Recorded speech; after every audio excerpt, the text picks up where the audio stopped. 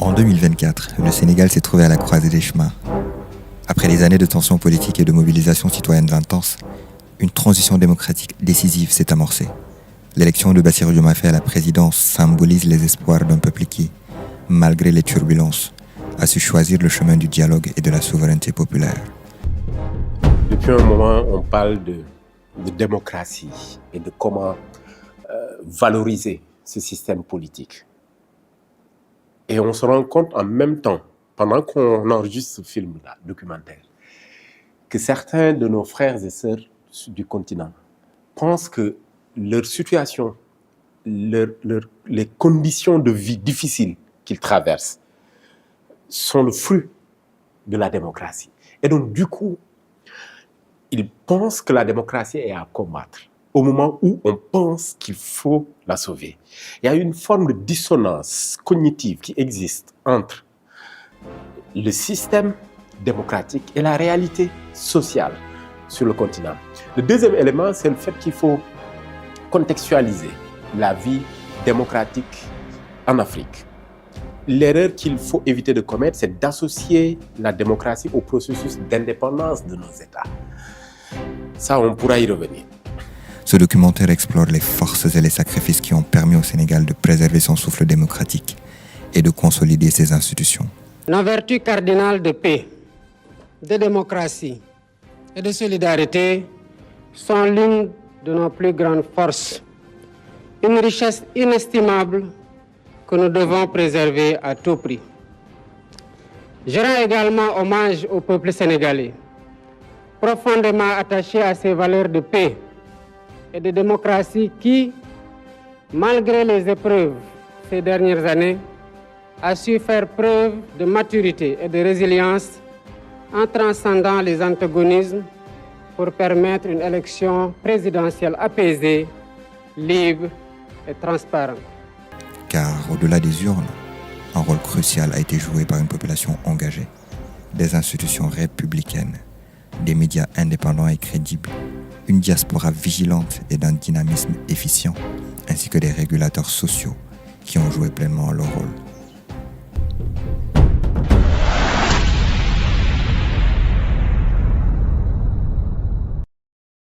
Je suis le colonel Tabaski Diouf, retraité de la gendarmerie nationale depuis 2017, commandant de la gendarmerie mobile, inspecteur interne de la gendarmerie et puis responsable des ressources humaines aussi, de la logistique. J'ai eu aussi une expérience dans les opérations de maintien de la paix au sein de la MINUSTA en Haïti et au sein de la MONUSCO en République démocratique du Congo. Je suis commandeur dans l'Ordre national du Lion et commandeur dans l'Ordre du Mérite.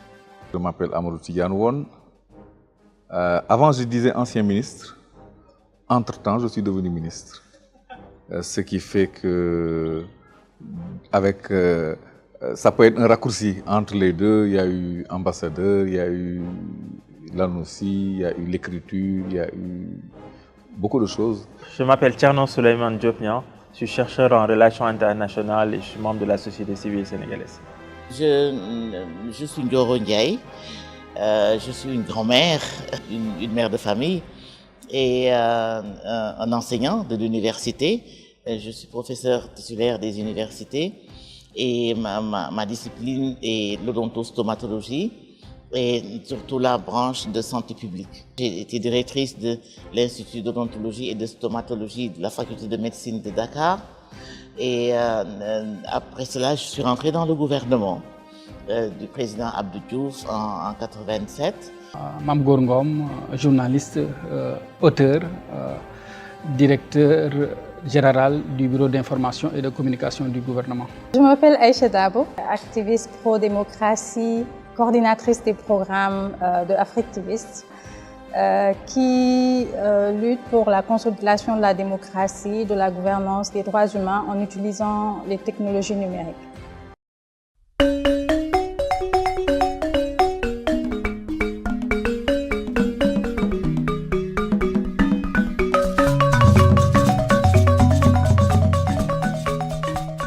Dès les premières lueurs de la crise, la société civile sénégalaise s'est mobilisée comme un rempart contre la dérive autoritaire.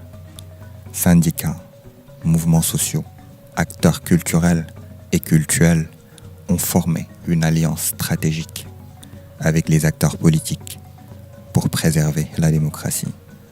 Au cœur de cette dynamique, la notion de respiration démocratique a été réaffirmée, marquant l'importance de la limitation stricte à 2 mandats présidentiels consécutifs.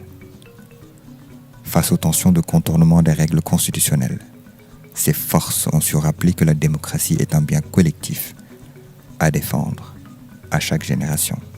Quels sont les ingrédients qui ont permis qu'on en arrive déjà à ce stade? Pour parler de petites victoires de la démocratie, c'est de l'ordre de 4 éléments. Le premier, c'est une population mature, responsable et consciente de son rôle de citoyen et de vigie, de sentinelle de la démocratie. Mais cela n'est pas tombé du ciel. C'est un processus. Une population qui, pendant plus d'une vingtaine d'années ou plus, a su apprendre du passé et a su aussi tirer les leçons des événements politiques du passé pour se forger une réelle identité citoyenne, se forger une réelle conscience citoyenne. Et je peux dire que notre rôle a été plus ou moins marginal, dans la mesure où véritablement il faut reconnaître que nous avons tous été poussés par le bas vers le haut, par une jeunesse engagée, résolue, déterminée à changer son avenir. Face à ces coups de boutoir d'une aspiration à un avenir radieux, les plus lucides d'entre nous se sont dit il faut accompagner, pour le moins. Certains l'ont fait par leur plume, certains sont parfois descendus sur le terrain dans des manifestations, d'autres ont participé à des débats et ont pris position sur le fait que ce pays, si jeune, méritait de donner la parole à sa jeunesse, surtout que celle-ci est bien formée, bien informée, connectée sur le monde et peut construire un devenir de ce pays sur le continent africain qui soit à la hauteur de notre histoire. Et je pense que la société civile a joué un rôle pivot. Quand je parle de rôle pivot, c'est grâce à la société civile que nous avons pu non seulement accélérer le processus électoral pour aller vers une élection, dans la mesure où le président Macky Sall voulait reporter les élections avec l'onction de l'Assemblée nationale. Et je pense qu'il y a eu une levée de bouclier de la société civile. Et ça a été extraordinaire parce que pour la première fois, toute la société était vent debout derrière des principes. Et ces principes, ce sont des principes démocratiques tirés de la Constitution, la Charte fondamentale. Pour dire que nous sommes le Sénégal, nous avons une tradition démocratique, nous élisons nos présidents. Et c'est pourquoi je pense que ça a été une très bonne chose, que cette société civile soit unie. Ce que des gens comme moi ont estimé, c'est que nous regardons trop dans le passé. La plupart des gens se vantent de leurs arrière-grands-parents qui ont fait ci, qui ont fait ça, qui ont fait ci, qui ont fait ça. Et nous tombons dans une génération qui est en rupture avec ce passé parce que les nouveaux outils ne racontent pas le passé. Ils anticipent sur l'avenir et les progrès technologiques sont tellement pressants, tellement pressés qu'on n'a pas le temps de se retourner. C'est vrai que l'activisme numérique existe depuis un moment au Sénégal, ça ne date pas de maintenant. On se rappelle de la mobilisation contre le mandat de Abdoulaye Wade en 2011-2012. Mais cette fois-ci, avec cette génération qu'on appelle génération Z, elle était un peu plus virulente. Et aussi les outils, en fait, les nouveaux outils qui ont été développés depuis 2018, que ce soit en termes de plateformes numériques ou de réseaux sociaux, ont en fait facilité le dialogue public à grande échelle. Parce que, bon, juste pour se limiter aux 3 dernières années, entre 2021 et 2023 jusqu'en 2024, il y a eu un rétrécissement exécrable de l'espace civique, physique au Sénégal. Il y a des données qui montrent que beaucoup de manifestations, en fait, étaient toujours refusées. Si je peux utiliser ce terme-là. Donc, de plus en plus de personnes se basculaient sur le numérique, l'espace, le cyberespace, mais aussi les politiciens. L'informatique a rencontré nos démocraties au moment où nos élites politiques n'ont pas eu le temps de se préparer pour intégrer cette dimension technologique dans nos processus démocratiques. L'informatique aussi a rencontré la démocratie africaine au moment où la population a eu cette demande de prise de parole et a eu cette envie de s'exprimer et de devenir des acteurs vraiment d'un système qui doit les prendre en compte. Cette rencontre entre aussi l'informatique et la démocratie a eu au moment où les médias devaient s'ouvrir et ne devaient plus non plus répondre à des dictats venant de régimes politiques ou venant d'opérateurs économiques qui devraient forcément leur indiquer leur ligne éditoriale. La liste, elle est longue, mais on peut aussi retenir le fait que cette rencontre a eu au moment où nous, tous usagers, nous n'avons pas eu le temps de nous préparer pour nous retrouver dans Internet, dans des environnements cyber. Et donc, naturellement, on parle de cyberdémocratie. On ne peut plus envisager ou faire une réflexion prospective sur la démocratie sans pour autant intégrer le numérique et la technologie numérique. Ce qui est intéressant, c'est que le Sénégal a continué à jouer ce rôle de balise, de lumière démocratique. Le Sénégal continue d'être un exemple. Et cet exemple-là, le Sénégal l'a été, de par, comme je le disais, sa trajectoire diplomatique, institutionnelle, politique, avec les grands hommes qui ont su façonner la trajectoire de ce pays-là. Je pense que ces dernières élections ont fini de démontrer que l'espoir reste intact, en tout cas autour de l'institution qu'est le Sénégal. Tout ça, c'était pour éduquer, sensibiliser, informer, archiver, mais surtout préserver les acquis. Préserver les acquis parce que, comme je l'ai dit tantôt, beaucoup se sont rendus compte que la démocratie n'est jamais acquise, que c'est quelque chose qu'il faut toujours maintenir et ce n'est pas nécessairement quelque chose de tangible, donc il faut pouvoir le préserver. Et ça se passe au niveau de l'humain, en sensibilisant davantage le citoyen, ce que devrait être son rôle, quels sont ses droits, mais aussi quelles sont ses responsabilités. C'est une lutte de tous les jours et que personne n'a l'apanage ni la primeur d'avoir les clés et la bonne manière pour réussir une démocratie. La démocratie, il faut qu'elle soit inclusive d'abord, il faut qu'elle soit participative, que les gens y participent. Et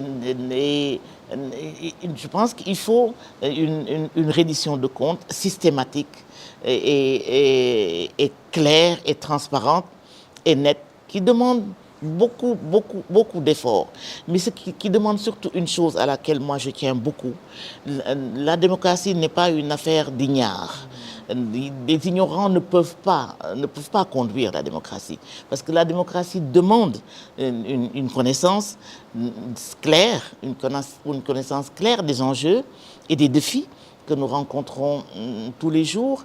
Et la démocratie aussi demande une capacité à recevoir je dis entre guillemets des coups, mais des choses contraires auxquelles on pense en priorité. Parce que on ne peut pas avoir la prétention d'avoir toujours le bon rôle, le bon côté, etc. etc. Et ça me permet un peu de me remémorer l'action de Arsounou Élection. Je faisais partie de cette entité-là. Dès le départ, comme je le disais, quand ce mouvement est né, porté sur les fonds baptismaux, et qui a réuni beaucoup de sensibilités, comme je le disais. Et les sensibilités, elles étaient diverses. Elles venaient non seulement de la société civile, elles venaient aussi des syndicats, des commerçants, des industries, des enseignants et de l'université. Je pense que c'est pourquoi ça a été intéressant, parce que les tâches ont été réparties.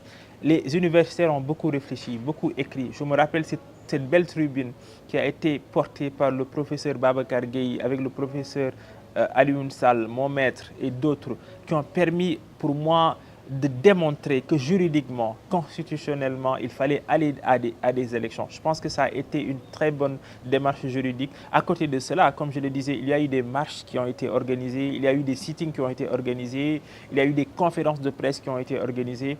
Et vraiment, il y a eu vraiment, comme je le disais, des actions qui ont été menées sur tout le territoire sénégalais. Tout le monde a été porté par un seul élan, celui d'un changement, d'un renouveau, mais surtout de la sauvegarde du Sénégal, de l'institution, donc de la Constitution.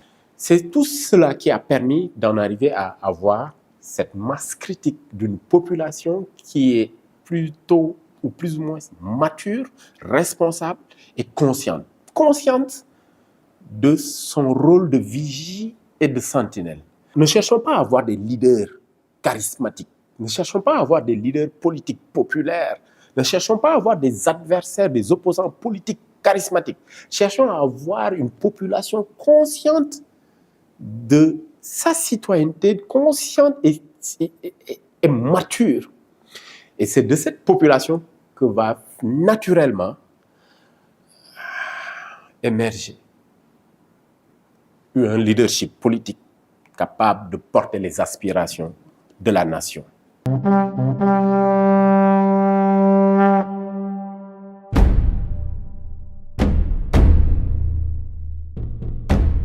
Dans ce contexte tendu, l'armée sénégalaise a joué un rôle crucial en restant fidèle à son serment républicain, refusant des incitations subtiles à soutenir une continuité du pouvoir par la force. Elle s'est tenue en garante des institutions, offrant ainsi au peuple un cadre stable pour s'exprimer librement. Cette posture exemplaire de l'armée est une leçon de professionnalisme et d'intégrité pour l'ensemble de la région, souvent marquée par des coups de force militaires. Le deuxième élément qui nous a permis d'en arriver à ce qu'on pourrait appeler une petite victoire de la démocratie, c'est le fait d'avoir des institutions républicaines. Et dans l'institution républicaine, permettez-moi d'y intégrer l'armée. L'armée sénégalaise est une armée modèle, référence, un exemple qui pourrait servir de cas d'école pour beaucoup. Les armées, parce qu'au sein des forces armées, il faut quand même faire la distinction entre les armées qui sont sous les ordres du chef d'état-major général des armées et la gendarmerie qui est sous les ordres du haut commandant de la gendarmerie nationale. Okay? La gendarmerie nationale et la police nationale forment ce qu'on appelle les forces de police. Okay? Donc les armées n'ont jamais été impliquées dans ces événements de 2021 à 2024. Je pense qu'on a des armées républicaines, en tout cas qui n'ont jamais voulu être mêlées à ces dissensions politiques. Et je pense que ceux qui ont passé à un certain moment que les armées pouvaient prendre le pouvoir, c'est parce qu'ils ne comprennent pas quel est le degré de patriotisme de nos armées. On a des outils sur lesquels on doit se baser, ou les outils qu'on doit utiliser pour rassurer ne serait-ce que pour rassurer ceux qui écoutent et ceux qui regardent les choses se transformer. On est en plein processus de transformation structurelle, sociale, politique dans le pays. Sur le plan purement immatériel, il faut une gestion sobre, vraiment. Il faut une gestion, je dirais, vertueuse, comme le disait Macky Sall, mais il le faut. Il faut montrer un bon visage, c'est-à-dire une volonté ferme de vouloir changer les choses, surtout sur le plan immatériel. La direction, c'est d'aller vers l'essentiel, de satisfaire les Sénégalais et de faire de telle sorte que l'arrogance disparaisse de nos mœurs politiques. Donc nous avons là quelques pistes. Au-delà de ça, vous savez, ce que moi je considère comme la culture, je vais vous donner un exemple concret. Nous avons un levier de gestion des conflits qui s'appelle la parenté à plaisanterie. C'est un levier culturel important. Aujourd'hui, pour recoudre la nation sénégalaise, on pourrait concevoir une semaine de la parenté à plaisanterie chaque année. Il y a une manière de recoudre une nation.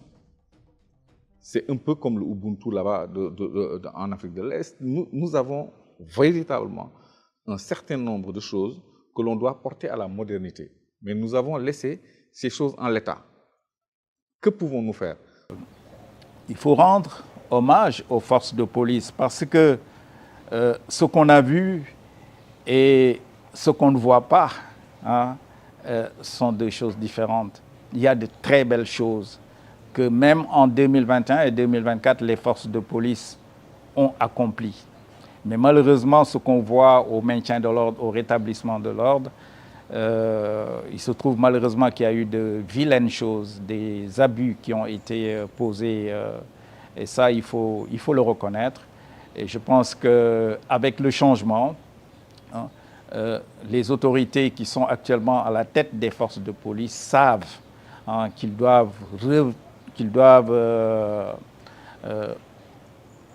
rendre effectif un retour à l'orthodoxie parce que ce soit le gendarme et le policier, ils sont au service de l'État, mais ils sont aussi au service des citoyens et ils doivent, dans tous les actes qu'ils posent, dans l'exécution de leur mission, respecter les droits de l'homme. L'armée sénégalaise a su garder cette posture républicaine, responsable, formée et très, très, très soucieuse de l'équilibre institutionnel, de l'équilibre national et de l'équilibre politique. Et c'est le lieu de le dire, c'est la grande muette. Elle s'exprime que rarement. Mais nous, société civile, acteurs de changement, quand nous avons la possibilité d'en parler, il faut le dire. Mais aussi, il y a la formation que nos militaires ont reçue. Ils ont été très bien formés et parce qu'en fait, on a eu beaucoup de Sénégalais qui, même avant l'indépendance, avaient des fonctions importantes au sein des armées françaises. Donc on a eu vraiment de grands chefs militaires au début de l'indépendance qui nous ont bâti une armée républicaine et patriotique. Et c'est cet héritage que nous essayons, en tout cas jusqu'à présent, de faire vivre. Il y a eu une demande d'avis sur l'éventualité d'un troisième mandat. L'avis a été donné très rapidement,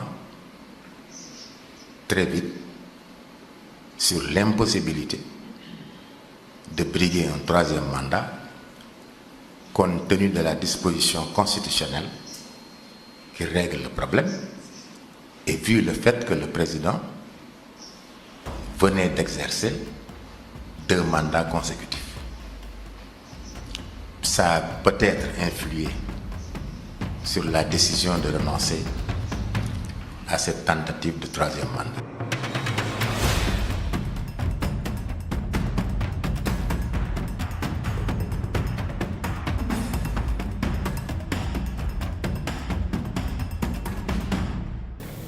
paysage médiatique sénégalais a été soumis à des pressions incessantes, mais n'a jamais failli à son rôle d'informer et de dénoncer les abus. Malgré la censure, les arrestations de journalistes, les coupures d'Internet et les tentatives d'intimidation multiformes, les médias indépendants comme Walfadjri et les plateformes citoyennes sur YouTube comme Khala TV et tant d'autres ont continué à être les porte-voix des aspirations populaires. Des relais qui ont garanti que la quête de transparence et de justice soit entendue à chaque étape de la transition. Le troisième élément, c'est d'avoir un univers, un écosystème des médias, un écosystème informationnel qui a aussi eu son temps d'engagement et de prise de position patriotique. Patriotique pour ne pas rentrer dans tout ce qui est propagande politique ou populisme, mais patriotique allant dans le sens de défendre les intérêts de la nation en s'appuyant sur les aspirations des populations. Donc le rôle de la presse en ce moment, c'est un rôle qui est déterminant. Bon, malheureusement aussi, il y a la presse elle-même était même en crise. On se rappelle que les journalistes avaient du mal à couvrir correctement les événements. Il y avait beaucoup de violences, aussi bien qui ont été subies par des journalistes ou bien par des acteurs de la presse, par des techniciens autres de la presse. Donc ça a rendu un peu difficile le traitement de l'information. On se rappelle même qu'il y a eu beaucoup de fake news, qu'il y a eu beaucoup de manipulations autour de cette question. Je me rappelle cette photo avant même le début de l'affaire, dite affaire Adji Sarr. On confondait les photos de Adji Sarr à d'autres personnes. Parce qu'il faut reconnaître qu'il y a de la désinformation ou mésinformation qui se passe et qui est un problème majeur dans l'espace numérique. Donc arriver à sensibiliser les uns et les autres pour qu'ils puissent en fait faire la différence, parce que certains se désengagent quand ils voient qu'ils sont inondés de beaucoup de désinformations ou bien d'informations qu'ils ne peuvent pas vérifier. Donc lorsqu'on peut, en tant que citoyen, pouvoir identifier quelle est la vraie ou la fausse information, ou pouvoir, à travers l'éducation aux médias, savoir où est-ce que je peux avoir la bonne information et ne pas être manipulé par que ce soit l'État ou bien d'autres acteurs locaux ou étrangers. Oui, la presse a joué un rôle quand même, parce qu'on se rappelle en 2000 déjà, le président même qui était là, Abdoulaye Wade, disait que c'est grâce à la presse qu'il est arrivé au pouvoir. Bon, les journalistes pensaient que c'est eux les principaux acteurs. Certains journalistes, du moins, pensaient que c'est eux les principaux acteurs qui ont lutté pour que l'alternance ait lieu. Bon, c'était un peu une erreur d'appréciation parce qu'ils ne faisaient que leur travail. En 2012 aussi, la même situation s'est reproduite avec l'arrivée de Macky Sall. En 2000, c'était des téléphones portables. En 2012 aussi, c'était les téléphones, les directs qui ont permis à l'élection d'être une élection très, très transparente et que Macky Sall gagne au second tour. Mais à côté de la presse, il y avait d'autres acteurs, c'est-à-dire il y avait les réseaux sociaux qui ont pu jouer un rôle très important dans cette élection. Donc la presse, certes, a fait un travail, le travail normal, mais l'apport des réseaux sociaux a été déterminant parce que les réseaux sociaux, en quelque sorte, surveillaient aussi la presse. Nous ne sommes plus en un moment où la presse est seule dans l'espace médiatique. La presse est dans l'espace médiatique avec d'autres acteurs. Les autres acteurs ne sont pas forcément des journalistes, ne vérifient pas forcément les informations, ne font pas certainement la triangulation, mais ils sont des acteurs médiatiques et ils ont pu jouer un rôle très important. Donc il ne faut pas que les journalistes, que nous journalistes, il ne faut pas qu'on pense que nous sommes les principaux acteurs, et je pense que les gens de plus en plus sont conscients de ça. Et à côté des journalistes, il y a aussi les réseaux sociaux, même si les journalistes aussi sont sur les réseaux sociaux. Donc c'est un espace où les gens discutaient des problèmes, documentaient les abus, archivaient les abus, en les géolocalisant aussi, faisaient de la du fact-checking en direct. On se rappelle de la désinformation étatique qui a été debunk par les vidéos et photos qui existaient par rapport à l'implication de terroristes qui étaient du côté des manifestants pour faire face à la police. Donc tout ce qui s'est passé en fait ces 3 dernières années et surtout en 2023-2024 ont été documentés. Et ça, avec l'alimentation continue du hashtag Free Sénégal. Construire ensemble des dispositifs, réfléchir ensemble pour avoir des réponses. C'est ce que la société civile fait. C'est ce que moi, en tant qu'acteur de la société civile, j'essaie de faire. C'est ce que beaucoup ont essayé de faire et c'est ce qu'ensemble, nous, on a essayé de faire en 2012 en venant mettre en place un dispositif de monitoring d'un processus électoral et de monitoring d'une élection présidentielle en s'appuyant exclusivement sur les réseaux sociaux, ce qui n'avait jamais été encore fait dans un pays africain. Le mot qui vient en tête, c'est la crédibilité. Lorsqu'il y a une synergie, on peut faire bouger la montagne, Macky Sall et son régime. Et je pense qu'aujourd'hui, cette même dynamique-là qui nous a fait réussir l'organisation ou la tenue d'élections présidentielles doit continuer. Je suis convaincu que si on ne sort pas de la crise morale, nous ne pourrons pas développer notre pays à la vitesse qu'il faut. Et je peux dire la même chose pour beaucoup de pays africains aussi. Okay? Donc, comme nous avons des leaders patriotes, parce que la base, en fait, c'est le patriotisme. Quand on aime son pays, on ne pose aucun acte pouvant lui porter préjudice. Quand on est un patriote, un vrai patriote, on est un exemple pour ceux qui sont sous son autorité. Okay? Donc, quand nous avons des leaders patriotes, à partir de ce moment-là, tous les Sénégalais vont devenir des personnes vertueuses. On arrivera à construire une société vertueuse. C'est pour ça, d'ailleurs, j'ai mis l'accent sur la conscientisation des leaders étatiques et des leaders religieux.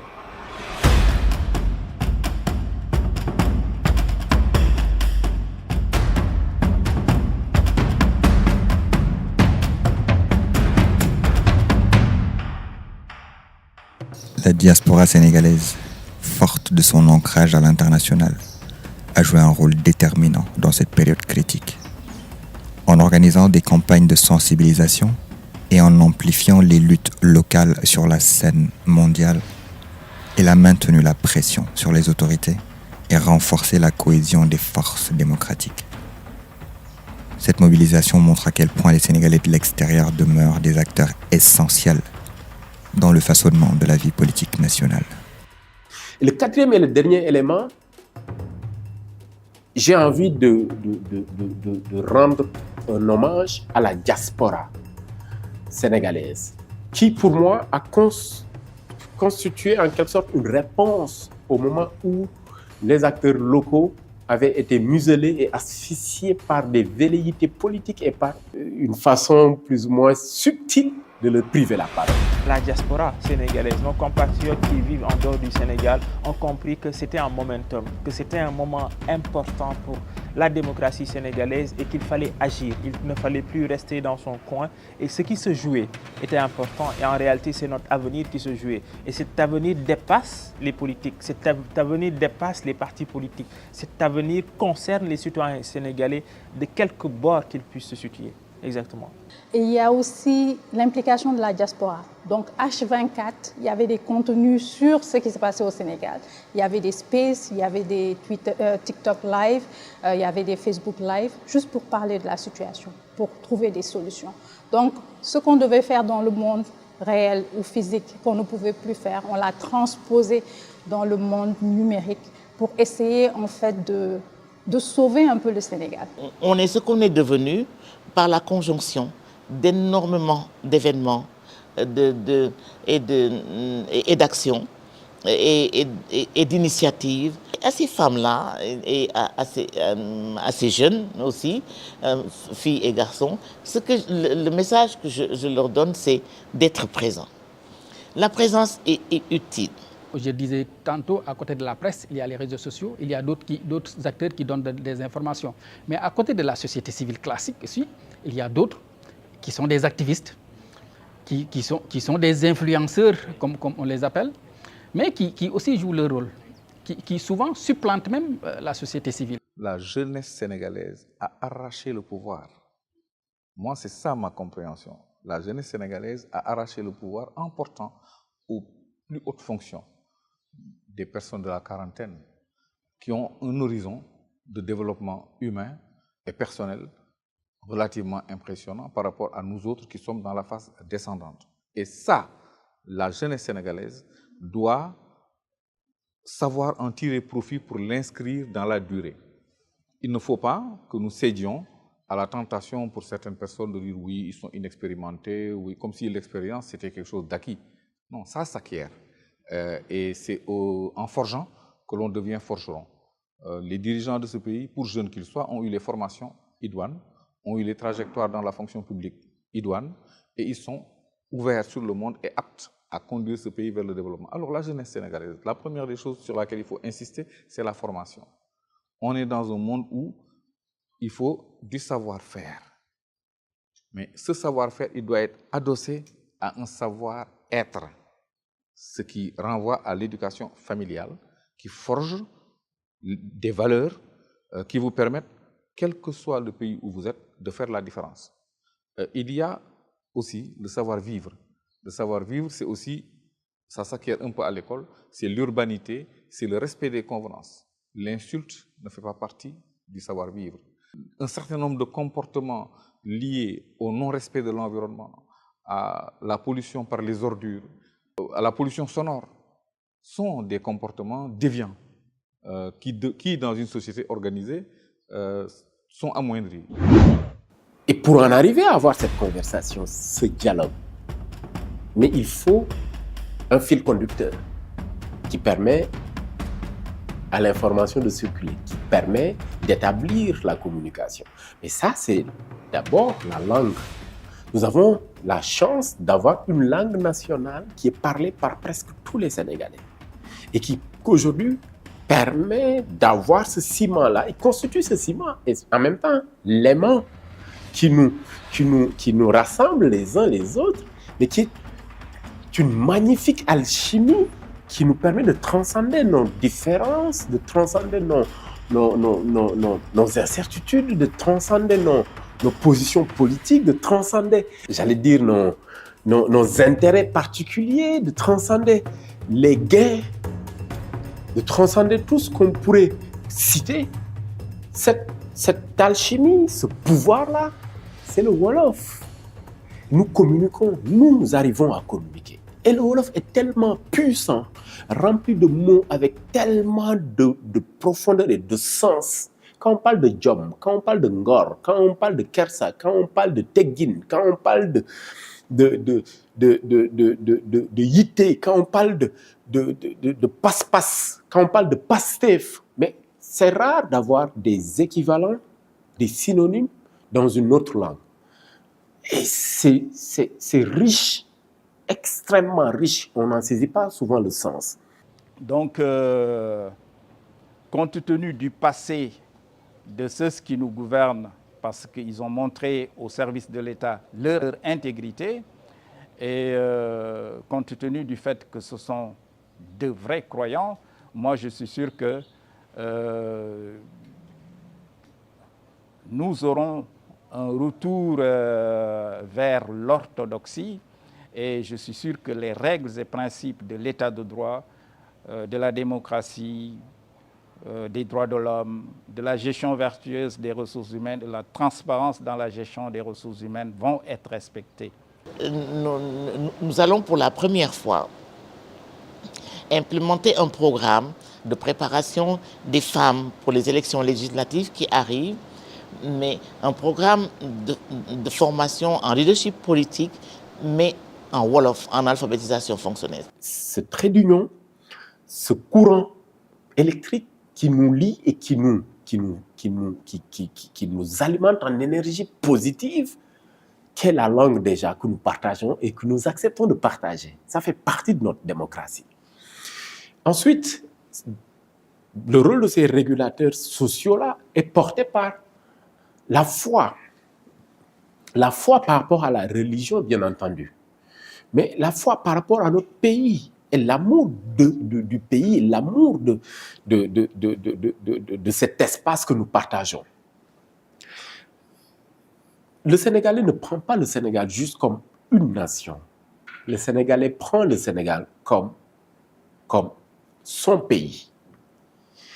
Le pays, le peuple précède, existe avant l'existence d'une nation. Une nation est créée par un peuple. Et donc une nation vient après l'existence d'une volonté commune de constituer un peuple, mais un peuple n'est pas régi par des textes, ni par une législation, ni par un cadre institutionnel. Un peuple est régi par des liens séculaires, mais des liens sociaux, des liens culturels, la foi, des liens religieux, des liens sanguins, des liens de fraternité, de cousinage. Et ces liens-là, aujourd'hui, nourrissent nos relations, nourrissent le pays que nous sommes et le peuple que nous sommes devenus. Nous sommes tous frères et sœurs. Et c'est pourquoi, d'ailleurs, on s'apprécie mutuellement. Et donc, le rôle de ces régulateurs sociaux est aussi soutenu par le fait que nous tous, nous appartenons à ces familles-là. Qu'on soit du clergé, nos amis chrétiens, ou qu'on soit musulmans, nous appartenons à ces familles. Et le fait d'accepter de partager ces appartenances pour en faire ensuite un commun, c'est cela aussi le poids qu'ils peuvent porter à travers leur prise de parole et à travers leurs agissements. Ils ont agi dans l'ombre, ils continuent d'agir dans l'ombre, et ils ont agi à un moment crucial où on avait besoin de support. Et nous tous, nous avons senti le pouvoir qu'ils ont eu, que ce soit sur nous, sur les acteurs politiques, voire les institutions de cette République. La République du Sénégal, elle n'est pas que institutionnelle. Elle est aussi sociale, culturelle et culturelle. L'élection du président Bassirou Diomaye Faye, fruit d'une transition démocratique pacifique, marque un tournant majeur pour le Sénégal. Dans la mesure où il a été élu démocratiquement. Et c'est la conséquence aujourd'hui de la réponse du peuple sénégalais qui, face à un problème, à une impasse, a apporté une solution démocratique, pas une solution téméraire ou violente. Cependant, la consolidation de ces acquis restera un défi permanent. Une population engagée, des institutions républicaines, des médias crédibles, une diaspora vigilante et d'un dynamisme efficient, ainsi que des régulateurs sociaux forts, continueront d'être au cœur de cette dynamique. Voilà, je voudrais remercier et féliciter donc Africtivist, le professeur Sylla Sow. Je crois qu'on a besoin d'outils. Ça, c'est un outil supplémentaire que nous avons pour le corpus électoral, pour la société civile et le travail qu'Africtivist fait pour informer, continuer à former nos jeunes aussi est extrêmement important pour nous parce que la société, c'est l'ensemble. Il y a un groupe qui gouverne, mais il y a un groupe également qui fait que les choses arrivent. Et la société civile fait partie des groupes qui font que les choses se réalisent. Parce que l'articulation entre le gouvernement et la communauté se fait par la société civile. Et plus la société civile est formée, et mieux elle est formée, mieux ça vaudra pour l'évaluation du travail du gouvernement au sein de nos communautés. Il y a eu aussi, en fait, à partir de 2022, il y a eu des initiatives avec d'autres membres de la société civile. On a eu Diamagun 3e mandat contre le 3e mandat pour que Macky ne se représente pas. Ensuite, il y a eu les Forces Vives 24, qui était une initiative dirigée par la société civile, mais aussi il y avait tous les autres acteurs de la société. On a, pendant cette crise-là, fait une analyse quels étaient en fait les problèmes fondamentaux qu'on avait par rapport qui portaient atteinte aux droits fondamentaux. Donc on a un diagnostic du cadre légal sénégalais qu'on a publié avec des recommandations pour une réforme en fait de certaines lois pour davantage ancrer le respect des droits fondamentaux des citoyens, notamment l'accès à Internet. On a porté plainte contre l'État du Sénégal au niveau de la Cour communautaire de la CEDEAO parce qu'ils ont coupé Internet pendant en fait, les différents juin, juillet, août 2023. Donc nous attendons d'avoir des informations par rapport à ça. On a publié un livre blanc sur la limitation des mandats, pourquoi limiter, pourquoi ne pas limiter, et donner des recommandations concrètes par rapport à la situation du Sénégal, qu'est-ce qu'il faudrait faire.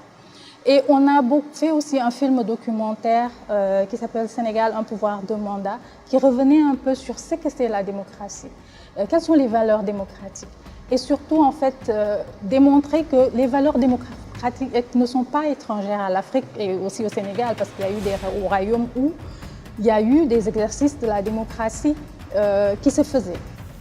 En résistant à toutes ces nouvelles menaces qui ne manqueront pas de surgir pour fragiliser l'unité nationale. Tandis que la sous-région est secouée par des crises politiques et sécuritaires, le Sénégal devra réinventer ses alliances internes et externes pour préserver sa stabilité. Et donc, je pense qu'à partir de cela, quelque chose peut se bâtir. Une synergie peut se faire entre le président sénégalais et tous les autres présidents des pays sahéliens. Et peut-être pour moi, leur permettre, ou en tout cas les convaincre, à ne jamais quitter le giron sahélien, je veux dire le giron de la CEDEAO, parce que je pense qu'à l'heure des synergies, à l'heure des grands ensembles, il mieux vaut additionner que de soustraire. Et je pense que ça aussi c'est possible parce que le Sénégal a une tradition diplomatique. Le Sénégal est présent, malgré la petitesse de sa géographie, dans les problématiques du monde. Le Sénégal aujourd'hui a une voix qui pèse. Et je pense que ça c'est important. Et aujourd'hui, le président de la République s'est inscrit dans cette tradition-là. C'est une très bonne chose. Ce que le Sénégal peut faire, le Sénégal a un rôle naturel de médiateur, il faut le dire. Les autorités sénégalaises, qu'on le veuille ou non, ont pu mettre en place un système diplomatique vraiment très performant, admiré par beaucoup du Sud comme du Nord, des pays du Nord.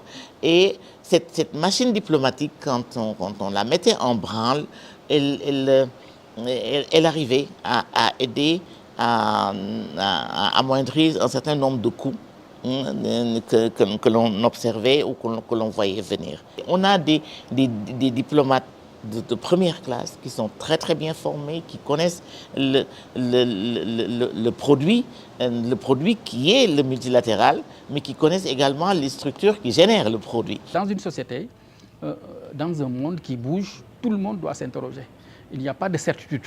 Il n'y a pas de certitude. On ne peut pas se cramponner sur des certitudes pensant que tout est bien, tout est OK, alors que le monde bouge. Et je pense que ça bouge très rapidement.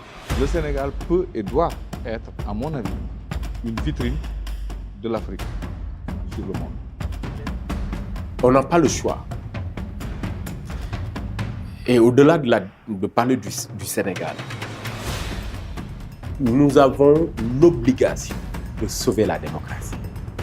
Parce qu'on n'a pas à côté un autre système aussi, j'allais dire, performant que la démocratie. Et nous devons savoir une chose. La démocratie ne peut être sauvée par rien d'autre. Elle ne peut être sauvée que par elle-même, par la démocratie.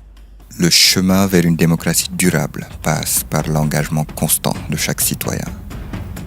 Ces petites victoires, qui passent par le respect de l'état de droit, des processus de transition démocratique, des alternances politiques, le respect de la Constitution et surtout le respect scrupuleux de la limitation des mandats présidentiels à 2, constituent les seules réponses politiques que nos démocraties doivent apporter à l'appel de la CADEG, la Charte africaine de la démocratie, des élections et de la gouvernance de l'Union africaine.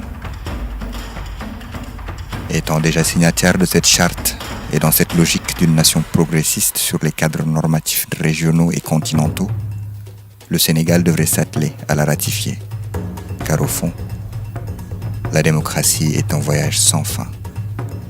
Et c'est ensemble que les Africains continueront à écrire leur histoire.